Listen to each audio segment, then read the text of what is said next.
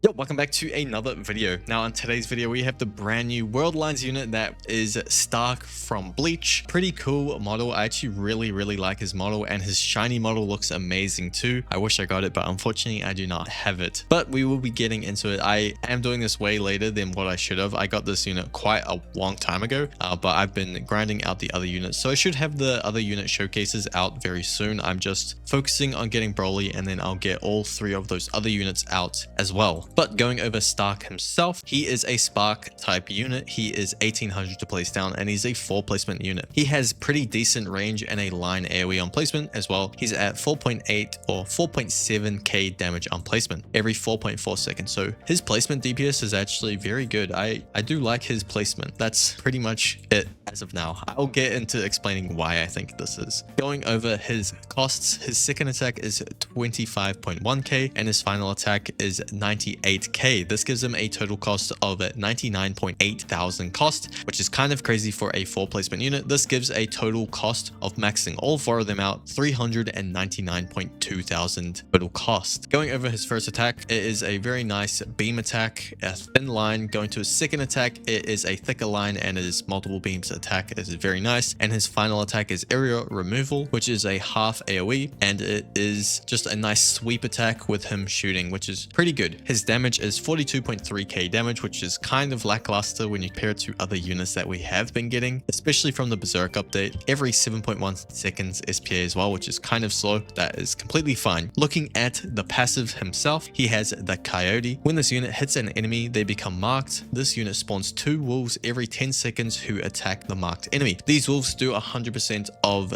Starrk's damage, so they'll both be doing 42.3k damage each, which means that they are doing around 84,000 damage every time they do spawn, which is roughly every 2 attacks. That's how I'm also going to be calculating his damage. So going over his second passive, it is Primero. Anytime this unit attacks an enemy who is already marked, that attack is guaranteed to crit. His third passive is Resurrection. Anytime this unit crits an enemy, follow up with attack 1 for 60% damage and apply a 50% slow for 20 seconds with a local cooldown of 5 seconds. With this third passive, by the way, he has a SPA of 4.4 seconds at Traitless, so that means every single trait he'll always have less than 5-second SPA, meaning that he'll only ever do that follow-up on all of these previous upgrades every second attack, whereas when he does get to his max upgrade, he's doing it every attack because he is attacking slow enough. So before we get into the damage stats of him, how his Coyotes work is, I think it's currently bugged where the first Starrk that does apply mark to the enemy, he doesn't actually spawn any Coyotes himself, which I'll showcase right now. If I were to bring in a strong Vegeta, maybe they have fixed it by the time that I am recording this a second time around, but we'll see. So as you can see, Starrk himself, he is attacking and he should be trying to, there you go, there's his follow-up. He should have wolves that spawn as well. If I just place down a second Starrk, you'll see wolves do spawn there. This is because these are wolves coming from the Starrk himself. If I place down another one, more wolves will spawn, and I place down the third one, more wolves will spawn. This means that those wolves are local cooldown, which makes Monarch significantly better on him than if you were to have Monarch, because Monarch means that you can only have 2 wolves that spawn for 200% damage. If you have 4 of them placed down, that's 800% damage from the summons alone, which is significantly better. It's so much better. But I think it's unintentional to where the first one that is placed doesn't actually spawn wolves, which kind of sucks. Hopefully that is a bug that gets fixed. I don't know if it's been bug reported, but if it hasn't, I will definitely go ahead and put in a bug report for that. But as you can see, he is now following up. This is because he is critting. If I were to put the damage indicators on, you can see he is always going to be critting, and this is on every single enemy that is within that attack as well, which is quite nice. It's not just based on the enemy that is marked himself. It seems like the mark is based on the unit that is placed.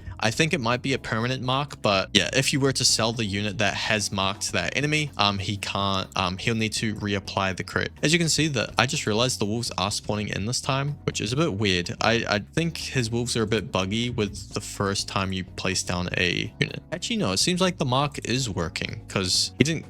Okay, I think he might be slightly bugged, but he is still working in that sense. But as you can see, 52k damage because that is based on his crit. But yeah, I think he's a cool unit, but my problem with him is his DPS for his cost. So we'll get into that right now. I feel like I'm rambling on a little bit with his damages and how he works. All right, post salvation here, there is also another thing that I have discovered with his wolves, which I'll showcase right now. I'll bring in two of these guys just to showcase it as well. If I were to bring in a Vegeta for our Starrks to mark, first I do need to place down a Starrk right now, so he is going to mark them. And now I go ahead and place down these other Starrks. You'll see that all of the summons will be now attacking the two Vegetas, and what you'll notice is when the Vegetas do leave the Starrk's range, the dogs or the wolves will still be spawning on the first one that got marked until he is dead, essentially. So the wolves can continue to periodically attack that marked unit even outside of his range, which is very nice. Now his spawning every 10 seconds is not related to his attacking, so it's just every 10 seconds. As long as they're marked, they do get attacked. Now this wolves spawning is only tied to a single enemy, so I have technically both of these Vegetas are marked, but only one of them will get basically the wolves constantly spawning on them,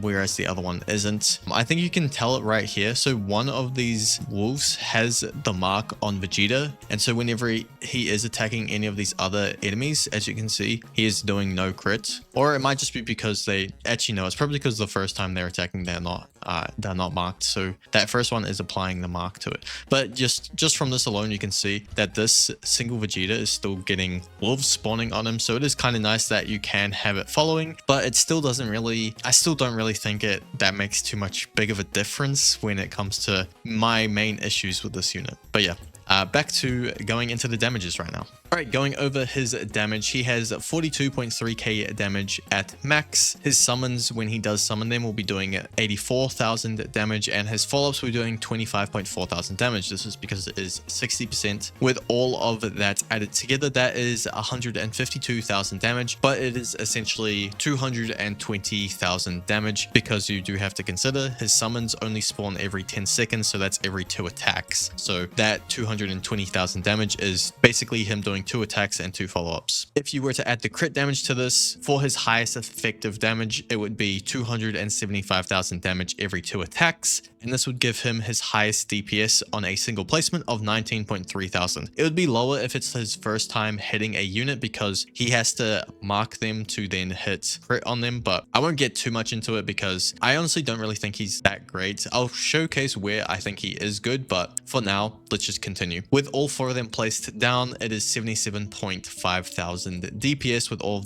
4 of them placed down for maxed out, which is 400,000. To keep that in mind, 400,000 to get 77.5 thousand DPS. Moving on to his Monarch version. Monarch, he has 19.4 thousand damage on placement, which I think is pretty good. Every 4 seconds, pretty nice. Going on to his max upgrade is 169.6 thousand damage every 6.4 seconds. Going over his wolves are doing 338,000 damage every single time they do summon, and his follow-ups are doing 101,000 damage. With the same thing as before, where we are basically doing 2 attacks, so the summons are considered into his DPS. He's doing 880,000 damage every 12.8 seconds. If we include the crits into that for his highest effective damage that he can get every single time he's attacking on an enemy that is already marked, he's doing a total of 1.1 million damage every 2 attacks. This gives him a total DPS of 68.8 thousand damage, which, if you could tell, it is less damage than if you were to have 4 maxed out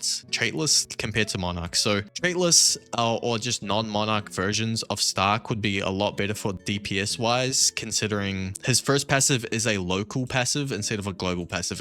If this was a global passive, Monarch would look way better on him than Traitless or a non-Monarch version does. It is 100k to max out a Monarch version, and it is 400k to max out a non-Monarch version of him. Okay, so before we end off this video, last thing that I'd like to talk about is, like, I kind of just think this unit is slightly disappointing. I just don't really think he is too great, especially him being a 4 placement unit. I just think he costs way too much for being a 4 placement unit. This is I'm completely a direct comparison is against Hiei. Hiei is a 4 placement unit and he only costs a total of around 240,000 to max out all 4 of them, whereas Starrk is 400,000. Now, Hiei does have less DPS than Starrk at like all of them maxed out, but it's only about 9,000 less DPS, and that is also roughly 160,000 less total cost to get that DPS difference. So that 160,000 like total cost can definitely be put into any other unit that would be worthwhile